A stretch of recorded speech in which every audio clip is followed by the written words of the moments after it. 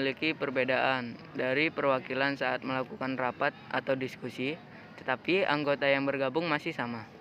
Ketika diadakan diskusi atau rapat, yang bertemu dahulu adalah P20 yang diwakili oleh parlemen. Setelah pertemuan dari P20, dilakukan pertemuan G20 yang diwakili oleh presiden dari setiap negara G20. Tujuan diadakannya P20 dan G20 antara lain: yang pertama, P20.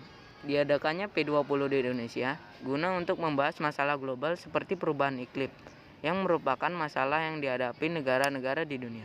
Dengan adanya pertemuan ini, negara yang terlibat berharap bisa menghadapi hal ini sampai berhasil dan menemukan solusi dari permasalahan ini. Yang kedua, G20. Diadakannya G20 di Indonesia karena Indonesia dipercaya memiliki ketahanan ekonomi yang baik. Hal ini membuat Indonesia dipercaya sebagai tuan rumah G20 di tengah krisis pandemi COVID-19. 2021 dan akan terus berlanjut hingga November 2022. Dilansir dari G20pedia, negara anggota G20 berasal dari berbagai kawasan di dunia yang berpendapatan menengah hingga tinggi. Untuk mengetahui latar belakang perekonomian anggota negara G20, negara-negara yang bergabung dalam G20.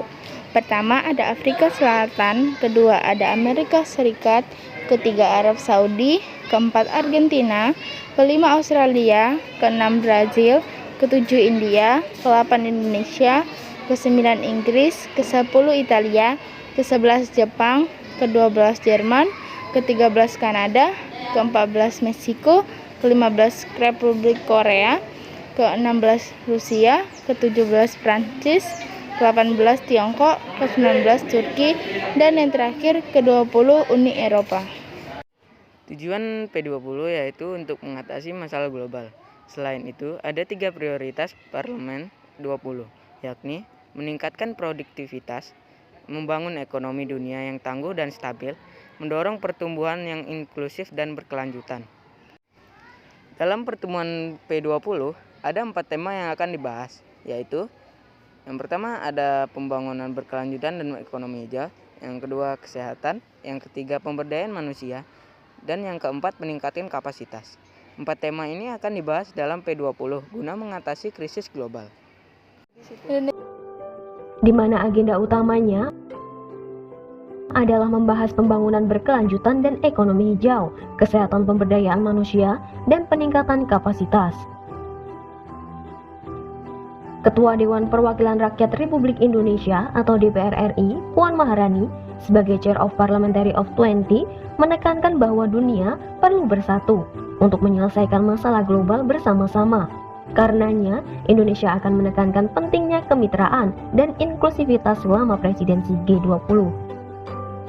Ia juga menambahkan bahwa Indonesia akan meningkatkan kontribusi P20 dalam kerjasama G20 untuk pemulihan COVID-19. Indonesia ingin mewujudkan kemakmuran bagi rakyat sehingga Indonesia mengajak negara G20 untuk bersatu dan bersama-sama menyelesaikan masalah global supaya kedepannya sudah tidak lagi bingung jika terjadi masalah maupun krisis global.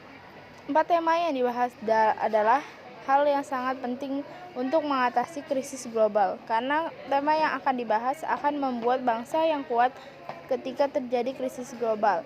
4 tema yang dibahas yaitu yang pertama ada pembangunan berkelanjutan dan ekonomi hijau. Pembangunan berkelanjutan adalah pembangunan yang memenuhi kebutuhan hidup masa sekarang dengan mempertimbangkan pemenuhan kebutuhan hidup generasi mendatang. Sedangkan ekonomi hijau adalah pertumbuhan ekonomi yang kuat juga ramah lingkungan. Contohnya yang pertama, pembangunan berkelanjutan. Pembangunan tambang emas, pembangunan pabrik, pembangunan perusahaan dan perkantoran. Dan kedua, ekonomi hijau menggunakan kembali barang bekas atau memanfaatkan barang bekas. Yang kedua ada kesehatan. Kesehatan dibahasnya kesehatan dalam rapat P20 untuk berjaga-jaga ketika terjadi suatu wabah penyakit yang mendadak seperti COVID-19, agar ketika terjadi wabah penyakit bisa segera diatasi. Lalu yang ketiga ada pemberdayaan manusia. Pemberdayaan manusia untuk memenuhi kehidupan masyarakat. Contohnya bantuan insentif guru PAUD. Lalu yang terakhir untuk yang keempat, peningkatan kapasitas. Peningkatan kapasitas merupakan suatu proses untuk melakukan sesuatu atau serangkaian gerakan pelatihan pertukangan. Contohnya pelatihan perbengkelan. Dan yang kedua pelatihan komputerisasi. Berikut ini sumber yang kami dapatkan. Sekian, terima kasih.